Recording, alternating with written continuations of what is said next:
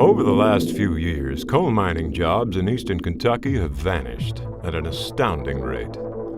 In 2013 alone, a quarter of all coal mining jobs disappeared from eastern Kentucky as EPA rules and changes in fuel production forced America to turn from coal to natural gas to produce electricity.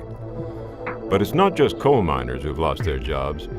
People working at restaurants, trucking companies, and convenience stores are out of work, and thousands more jobs are threatened. The worst is yet to come, as EPA rules will soon force many coal power plants into retirement. And new EPA greenhouse gas rules are coming that will significantly increase electric bills.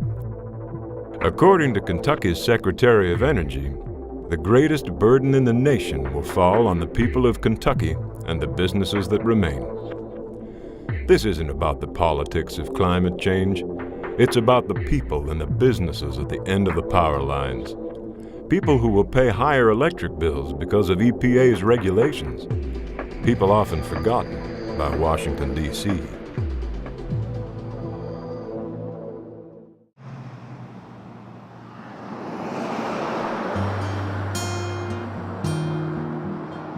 Used to, 60% of our business came from coal miners. They would come in, they would get their gas, their lunch, everything they needed, spending anywhere from $20 to $30 per day. On an average day, we would have around 200 miners that stopped in. Now, in this past year, we have around 15 miners that stop during the day. We've never struggled to pay bills, never. And the past year, I struggle each and every month, each week, to try to get my bills paid just to keep the doors open. I wish the people that has done this to the coal business would realize how bad they have really hurt this community and the surrounding communities, because that's where most of the money in this town came from. And when you take away the coal business, you've took away from every business in this town.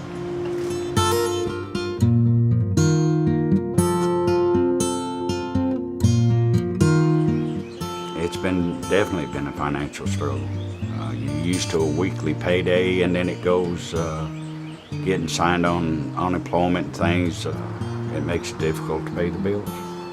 I mean, I've got many guys. It's buddies, friends, neighbors. It's all suffering. The area is already stricken. I mean, only jobs we had was the coal. It's devastating. You have to start over, and I'm 59-year-old.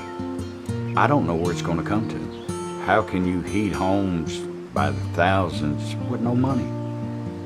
It's got to come from somewhere. We have to be employed, we have to pay taxes, and in order to make it work. I'm very worried about the future. It comes to every month that you're worried, are you going to be able to stay open the next month? Because the money is just not coming in to pay the bills.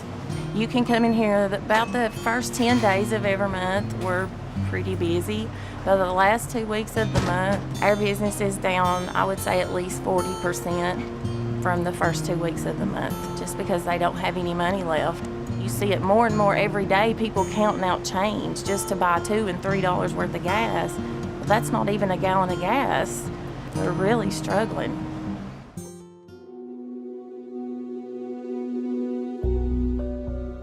I had Garrett Furniture Company, which was one of the largest companies in this part of the country here, and I also had Big Peaks Pawn Shop at the same time. And when the coal business died and the money died here, they died too. Like every other business. Go downtown and look. Our whole downtown Manchester is dead. It's a bank and a city police department. I remember at one time up to 30 businesses in that area. In the last 20 years, I'd say we've lost 500 businesses. This month alone, my electric and gas bill was over $500. I have 5 children and a wife, and I draw a VA check. How do you expect me to live on that? I mean, what can I do? There's nothing I can do after my business has died. I went to work in the mines. The businesses are hurting, the people are hurting, and it ain't gonna get no better. If there's a light at the end of the tunnel, it's very dim. Very dim. Jails are packed full here in Clay County. Packed full. They're asking the judges to release people because they don't have room for them. I was up at the courthouse the other day. The first 23 cases called. You know what they were? Shoplifting. I used to work in the courthouse. We never had a shoplifter a month, sometimes 6 months. The other morning, the first 23 cases called were shoplifters. Why? Why? They had to steal. They couldn't afford to buy.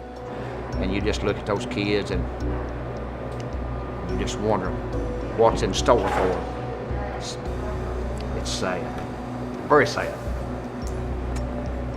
Because I don't know how they're going to survive when we can't pay them bills. How is RECC going to survive when nobody in Clay County pays electric bill?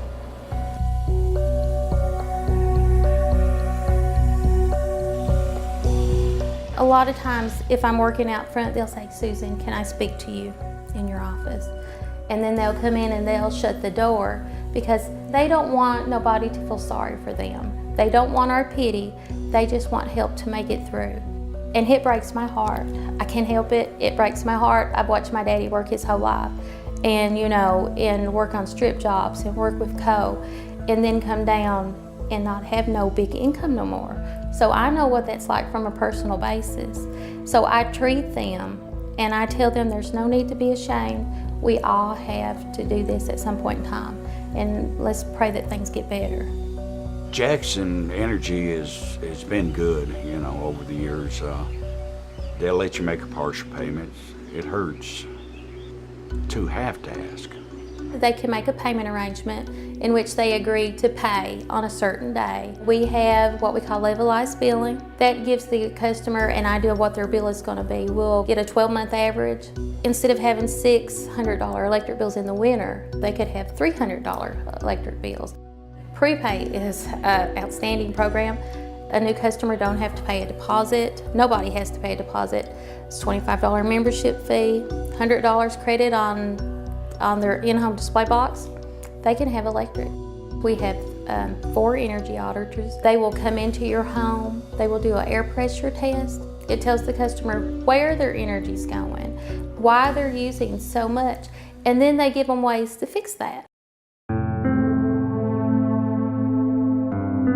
We estimate that 1 in 5 of our members live in a mobile home. And in a lot of service areas, that's going to be much higher than that. Probably 40 to 50% of our membership lives in a mobile home. Manufactured housing typically gets an electric furnace. Members usually choose the inefficient electric furnace because of the cheap upfront cost. It's an additional $1,000 to $1,500 to put a heat pump in.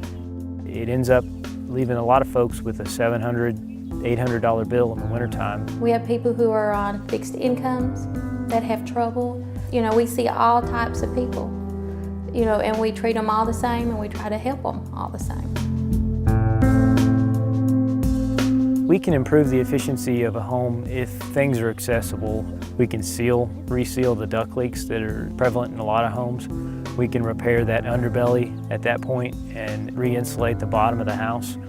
But the most common thing I see that improves the efficiency in these homes is to do a lot of air sealing that helps keep the home more comfortable and keep that electric furnace from running as much.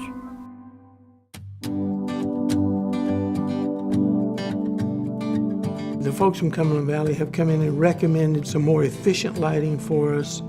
It does a tremendous job of keeping our operations lit so our folks can see what they're doing and that they're doing it properly. There's been some incentives that have been afforded to us for investment in this lighting. We've gotten some money back, plus we get some lower cost.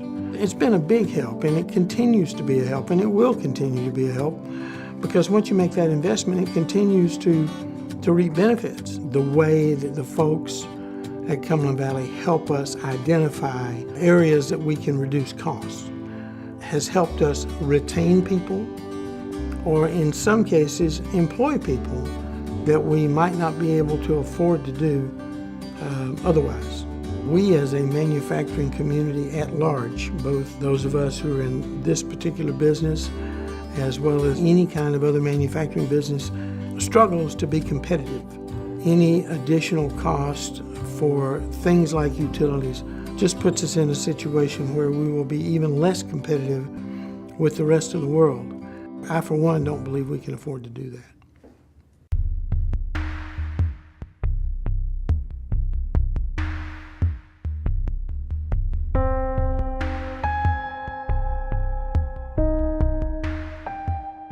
I think we see more businesses close.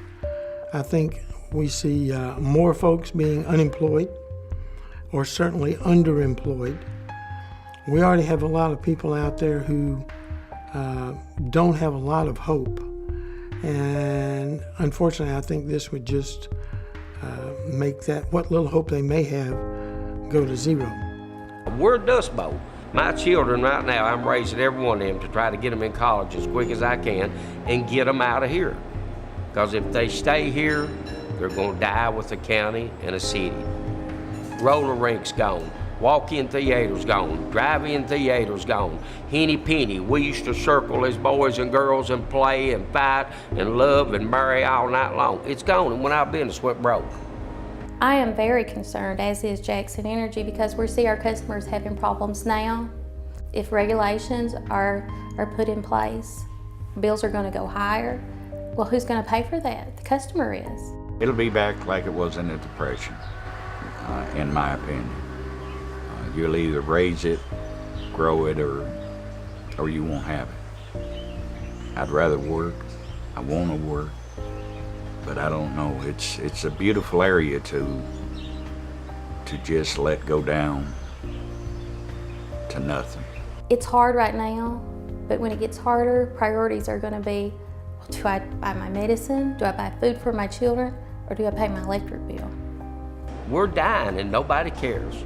These people that have been the backbone of this country, 2 tours in Vietnam, 3 tours in Vietnam, First World War, Second World War, my daddy, Korea, my grandpa, World War II, me, Vietnam, one right after the other. Now I have a wife and 5 children and nothing. Nothing. And how are we gonna get it back?